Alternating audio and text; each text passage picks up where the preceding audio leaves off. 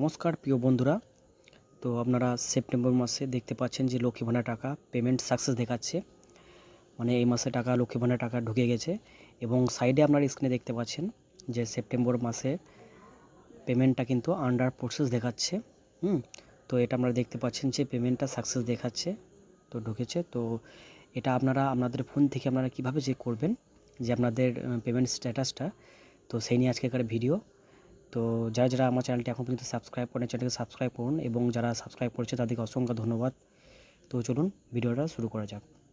তো আপনাকে যে কোনো একটা ব্রাউজারে চলে যেতে হবে। তো আমি এখানে ক্রোম ব্রাউজারটা চুজ করে এখানে আমি লক্ষ্মী ভাণ্ডার পোর্টাল বলে সেভ করছি, টাইপ করছি, এবং লক্ষ্মী ভাণ্ডার পোর্টাল সার্চ করার পর এখানে যে লক্ষ্মীর ভাণ্ডার যে প্রথমকার পেজটি আসবে সেটা ইন্টারফেসটি কীরকম হবে, এবং যে ট্র্যাক অ্যাপ্লিকেশন স্ট্যাটাস আছে তো দেখতে পাচ্ছেন আপনারা। তো এখানে আপনারা ক্লিক করবেন।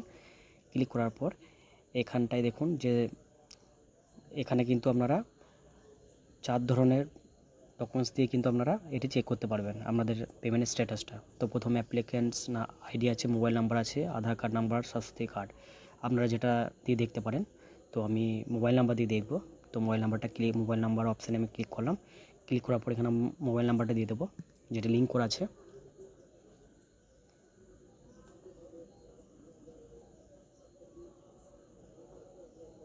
তো নাম্বারটা দিয়ে দেওয়ার পর এখানে যে ক্যাপচা কোডটা দেওয়া আছে সেটি আপনারা এখান থেকে টাইপ করে দেবেন দেখে